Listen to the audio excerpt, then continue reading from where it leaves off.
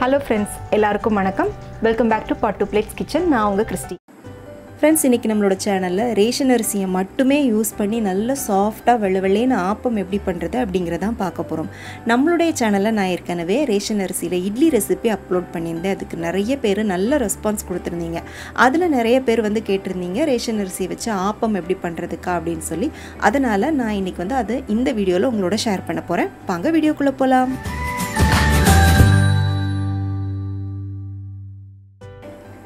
இன்னைக்கு வந்து எங்க வீட்ல நாங்க எப்படி ஆப்பம் பண்ணுவோமோ அந்த ரெசிபி தான் நான் உங்களோட ஷேர் பண்ண போறேன். இது வந்து எங்க மாமியோட ரெசிபி. அதாவது என்னோட அம்மாவோட அம்மா, என்னோட பாட்டியோட ரெசிபி. இது வந்து பாத்தீங்கன்னா முழுக்க பச்சரிசி மட்டும் தான் யூஸ் பண்ணி வந்து பண்ணுவாங்க. இது கூட இட்லி அரிசியோ, புழுங்கல் அரிசியோ, வெந்தயமோ எதுவுமே சேர்க்க மாட்டாங்க. அந்த மாதிரி சேர்க்கறப்ப ஒரு ஆப்பத்தோட டேஸ்ட் வராது. அதுல வந்து ஒரு தோசையோட டேஸ்ட் வரும் அப்படிங்கிறதுனால வெறும் பச்சரிசி மட்டும் தான் யூஸ் பண்ணி பண்ணுவாங்க. இதில் பார்த்தீங்கன்னா ரேஷன் பச்சரிசி எடுத்திருக்கேன். நான் வந்து பார்த்தீங்கன்னா நல்லா க்ளீன் பண்ணி எடுத்திருக்கேன். ரேஷன் அரிசியில் எப்போவுமே நிறைய கல், தூசி, பூச்சி எல்லாம் கூட இருக்கும். அது எல்லாத்தையும் ஃபஸ்ட்டு நல்லா க்ளீன் பண்ணி எடுத்துருங்க. இந்த கப்புக்கு 3 கப் அளவுக்கு பச்சரிசி எடுத்திருக்கேன். அதை வந்து முதல்ல நல்லா கழுவிடுங்க. 2-3 வாட்டி நல்லா தண்ணி ஊற்றி கழுவிட்டு கடைசியாக ஒரு தடவை நல்லா உப்பு போட்டு கழுவிட்டீங்க அப்படின்னா உங்களுக்கு அரிசியில் இருக்கிற அழுக்கெல்லாம் கம்ப்ளீட்டாக போயிடும். நல்லா இந்த மாதிரி வெள்ளை வெள்ளைன்னு வந்துடும். நான் ஆல்ரெடி வந்து அரிசியை ஊற வச்சுருக்கேன். ஒரு 4 மணி நேரம் நல்லா ஊற விட்டுருங்க. இந்த 3 கப் பச்சரிசிக்கு உளுந்து நம்ம எவ்வளோ எடுக்கணும்னு பார்த்தீங்கன்னா 2 டேபிள் ஸ்பூன் அளவுக்கு எடுக்கணும். இந்த டேபிள் ஸ்பூனுக்கு 2 டேபிள் ஸ்பூன் அளவுக்கு உளுந்து எடுத்திருக்கேன். உளுந்து அரிசி ரெண்டே நம்ம ஒன்றா போட்டு கூட ஊற வச்சுக்கலாம். நான் உங்களுக்கு காமிக்கணுங்கிறதுக்காக தனித்தனியாக ஊற வச்சுருக்கேன். இப்போ அரிசி வந்து அதே கப்புக்கு 1 கப் அளவுக்கு தேங்காய் துருவி வச்சுக்கோங்க. தேங்காய் பின்னால் இருக்கிற அந்த ப்ரௌன் எல்லாத்தையும் எடுத்துட்டு நல்லா இந்த மாதிரி வெள்ளை வெள்ளைன்னு தேங்காய் வந்து துருவி வச்சுக்கோங்க. அடுத்ததாக வந்து 1/2 கப் அளவுக்கு சாதம் எடுத்திருக்கேன். நம்ம மத்தியானம் வந்து வீட்டில் பண்ண சாதம் இருந்துச்சுன்னா 1/2 கப் அளவுக்கு எடுத்துக்கோங்க. இல்லை வந்து பழைய சாதம் இருந்துச்சுன்னா அதை கூட எடுத்துக்கோங்க. இது வந்து நம்ம மாவு அரைக்கும் போது அது கூட போட்டு அரைக்கணும். அடுத்தது தேங்காய் தண்ணி வந்து 1/2 கப் அளவுக்கு எடுத்திருக்கேன். தேங்காய் தண்ணி நீங்கள் 1 கப் கூட ஊற்றிக்கலாம். என்கிட்ட இவ்வளோ தான் இருந்துச்சு, அதனால் வந்து நான் 1/2 கப் அளவுக்கு எடுத்திருக்கேன். இது கூட வந்து 1 டீஸ்பூன் சர்க்கரை, கூடவே வந்து தேவையான அளவுக்கு உப்பு எடுத்துக்கோங்க. இந்த தேங்காய் தண்ணி, தேங்காய் சாதம் இதெல்லாம் பார்த்திங்கன்னா நம்ம மாவு நல்லா புளிச்சு பொங்கி வர்றதுக்காக நம்ம இது கூட சேர்த்து அரைக்க போகிறோம். இன்றைக்கி வந்து நான் உங்களுக்கு இதை வந்து கிரைண்டரில் அரைச்சி காமிக்க போகிறேன். நீங்கள் வந்து மிக்சியில் கூட அரைச்சிக்கலாம். நம்ம அரைக்கும் போது எல்லாத்தையும் ஒன்றா மொத்தமாகவே போட்டு வந்து அரைச்சிக்கலாம். ஆனால் கிரைண்டரில் நீங்கள் அரைக்கிறீங்கன்னா மட்டும் தேங்காய் அப்புறம் சாதம் இதை வந்து கொஞ்சம் மிக்சியில் அரைச்சிட்டு அதுக்கப்புறமா சேர்த்துக்கோங்க. இப்போ வந்து நான் மிக்சி ஜாரில் தேங்காய் அப்புறம் சாதம் போட்டிருக்கேன். கூடவே வந்து நம்ம எடுத்து வச்சுருக்கிற தேங்காய் தண்ணியையும் இது கூட ஊற்றிட்டு நல்லா இந்த மாதிரி பேஸ்ட்டாக அரைச்சி எடுத்துக்கிட்டேன்.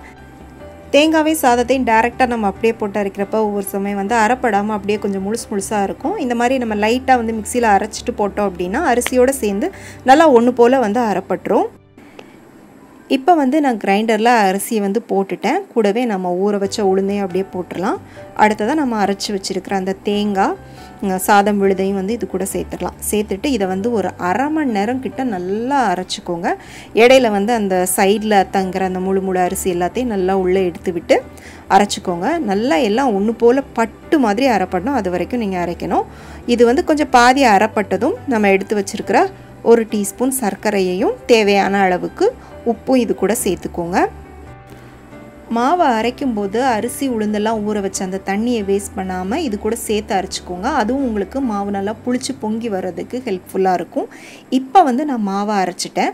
மாவு பார்த்திங்கன்னா கையில் எடுத்து பார்க்குறப்ப உங்களுக்கு வந்து நல்லா வந்து வழுவழுன்னு இருக்கணும். நம்ம இட்லி மாவு அரைக்கிற மாதிரி நொரலாம் இல்லாமல் நல்லா சாஃப்டாக வழுவழுன்னு இருக்கணும். மாவு அரைச்சதுக்கப்புறமா இந்த மாதிரி கொஞ்சம் நல்லா பெரிய பாத்திரமாக மாவு பொங்கி வெளியில் சிந்தாத அளவுக்கு நல்ல பெரிய பாத்திரத்தில் ஊற்றி மூடி வச்சுருங்க. இதை வந்து ஒரு 8 மணி நேரம் நல்லா வந்து புளிக்க விட்டுருங்க. இப்போ மாவை நான் நைட்டு ஃபுல்லாக நல்லா புளிக்க வச்சு எடுத்திருக்கேன். பாருங்கள், மாவு வந்து நல்லா பொங்கி இருக்குது. கொஞ்சம் குளிரான இடத்துல இருக்கீங்க அப்படின்னா உங்களுக்கு இன்னும் கொஞ்சம் கூட டைம் வந்து அதிகமாகும் இது புளிக்கிறதுக்கு. இந்த மாதிரி நீங்கள் கரண்டியால் மாவை எடுத்து பார்க்குறப்ப உள்ள உங்களுக்கு இந்த மாதிரி ஓட்டையாக இருக்கணும் அப்படின்னா உங்களுக்கு வந்து மாவு நல்லா புளிச்சிருக்கு அப்படின்னு அர்த்தம். இப்போ இதில் வந்து நீங்கள் உங்களுக்கு தேவையான அளவுக்கு மாவு எடுத்து ஆப்ப சுட்டுட்டு மீதியை ஃப்ரிட்ஜில் வச்சுட்டு ஒரு 2 நாள் வச்சு இதை வந்து நீங்கள் யூஸ் பண்ணிக்கலாம். இப்போ நான் இதுலேருந்து ஒரு பாதி மாவு எடுத்திருக்கேன். இது கூட வந்து கொஞ்சமாக 1/4 டீஸ்பூனுக்கும் கம்மியான அளவு நீங்கள் ஆப்ப சோடா போட்டிங்கன்னா போதும். போட்டுட்டு தேவையான அளவுக்கு தண்ணி ஊற்றிக்கலாம். இந்த மாவு பார்த்திங்கன்னா நம்ம அரைச்சி வச்சதை விட நல்லாவே திக்காக இருக்கும். ஏன்னா வந்து நம்ம பச்சரிசி மட்டும் வந்து போட்டு அரைச்சதுனால நல்லா உங்களுக்கு மாவு கெட்டியாயிரும். அதனால் நல்லா தண்ணி ஊற்றி இந்த மாதிரி கரைச்சிக்கோங்க. தோசை மாவை விடவே வந்து கொஞ்சம் தண்ணியாக இருக்கிற மாதிரி நல்லா கரைச்சிக்கோங்க. ஆப்ப சோடா போட்டு கலந்து ஒரு 5 நிமிஷம் மாவை வச்சுட்டு நீங்கள் உடனே ஆப்பம் சுட ஆரம்பிக்கலாம். ஆப்பம் சுடுறதுக்கு இந்த மாதிரி நல்ல குழிவான ஆப்ப கடாய் எடுத்துக்கோங்க. அயன் கடாயாக இருந்தாலும் சரி, இல்லை இந்த மாதிரி நான்ஸ்டிக் கடாய் எடுத்துக்கிட்டாலும் சரி. கடாய் நல்லா சூடானதுக்கு அப்புறமா வந்து மாவு ஊற்றணும். மாவு ஊற்றும் போது பார்த்திங்கன்னா நல்லா சுருன்னு சவுண்ட் வரணும். அந்த அளவுக்கு உங்களுக்கு வந்து கடாய் சூடாக இருக்கணும். இல்லை வந்து ஒரு 1.5 கரண்டி போல் மாவு ஊற்றிருக்கேன். ஊற்றிட்டு இந்த மாதிரி ஒரே ஒரு சுற்று மட்டும் சுற்றி விட்டுடலாம். இப்போ பார்த்திங்கன்னா உங்களுக்கு சைடில் நிறைய ஹோல்ஸ் தெரியும். இப்படி இருந்துச்சுன்னா உங்களோட மாவும் பர்ஃபெக்டாக இருக்குது, கல்லும் நல்லா சூடாக இருக்குன்னு அர்த்தம். இப்போ இதை மூடி போட்டு மூடி ஒரு 2-3 நிமிஷத்துக்கு அடுப்பை கொஞ்சம் மீடியம் ஃப்ளேமில் வச்சு இதை வேக விட்டுக்கலாம். இந்த ஆப்பத்தோட தேங்காய் பால் இல்லை வெஜிடபிள் ஸ்டூ, சிக்கன் ஸ்டூ எல்லாம் வச்சு சாப்பிட்டிங்கன்னா ரொம்ப சூப்பராக இருக்கும். வெஜிடபிள் ஸ்டூ ரெசிபி ஆல்ரெடி நம்மளோட சேனலில் இருக்குது. கீழே டிஸ்கிரிப்ஷனில் லிங்க் கொடுக்குறேன். நீங்கள் வந்து வேணும்னா செக் பண்ணிக்கோங்க. சிக்கன் ஸ்டூ வந்து இதுக்கு அடுத்த வீடியோவில் நான் உங்களோட ஷேர் பண்ணுறேன். இப்போ ஆப்பம் வந்து ரெடி ஆயிருச்சு பாருங்கள். சைடில் நல்லா வந்து சுற்றி கிறிஸ்பியாகவும் சென்டரில் நல்லா சாஃப்டாகவும் இருக்குது. ஆப்பமும் நல்லா வெள்ளையாக வந்திருக்கு. நீங்கள் இது ரேஷன் அரிசியில் பண்ணிங்கன்னு சொன்னால் யாருமே நம்ப மாட்டாங்க. ஏன்னா அந்த ரேஷன் அரிசியில் பண்ண ஸ்மெல்லோ டேஸ்ட்டோ எதுவுமே இதில் தெரியாது. பாருங்கள், நான் இதை வந்து உங்களுக்கு பிச்சு காமிக்கிறேன் எவ்வளோ சாஃப்டாக இருக்குன்னு பாருங்கள். நான் சொல்லிக் கொடுத்த இதே ப்ரொசீஜரில் இதே மெத்தடில் மெஷர்மெண்ட்டில் செஞ்சு பாருங்கள். ரொம்ப பர்ஃபெக்டாக வரும். செஞ்சு பார்த்துட்டு எப்படி இருந்துச்சுன்னு உங்களுடைய கருத்துக்களை எனக்கு மறக்காமல் கீழே கமெண்ட் செக்ஷனில் சொல்லுங்கள். இந்த ரெசிபி பிடிச்சிருந்துச்சுன்னா உங்கள் ஃப்ரெண்ட்ஸ் அண்ட் ஃபேமிலிக்கு ஷேர் பண்ணுங்கள். மீண்டும் வேறொரு ரெசிபியோடு சந்திக்கிறேன். நன்றி, வணக்கம்.